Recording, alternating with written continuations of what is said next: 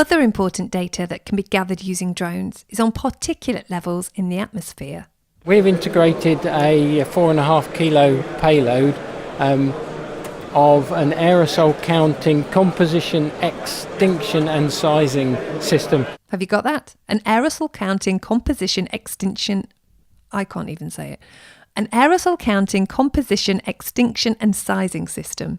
So this is a state-of-the-art third-party manufactured sensor system that measures the very small particles that are present within the atmosphere. This is Graham Grover, Business Development Director at UAVE, which makes the fixed-wing long-endurance drones that are being successfully used by British Antarctic Survey.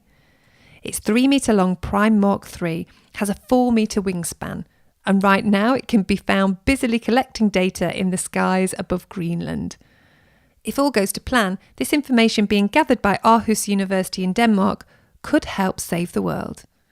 I met Graham at the Commercial UAV show in London in November.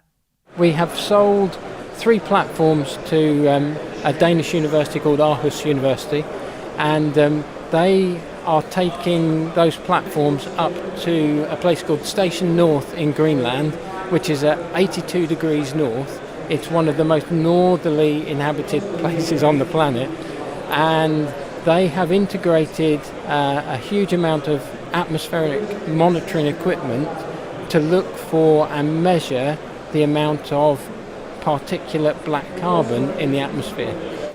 But how could that combat climate change? The reason that measuring black carbon in the atmosphere is so important is if the tiny specks from black carbon settle out onto the ice sheet, they could change, or they would change, the thermal conductivity of the ice sheet.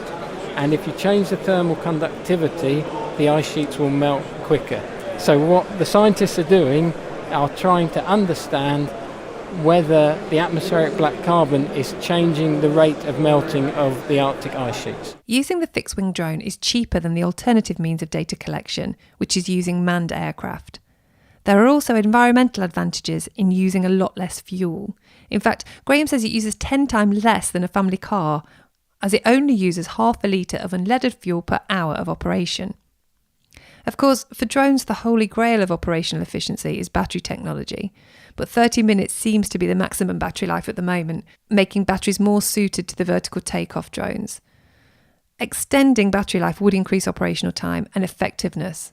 Despite this limitation, confidence in drones is growing as business has become more well known.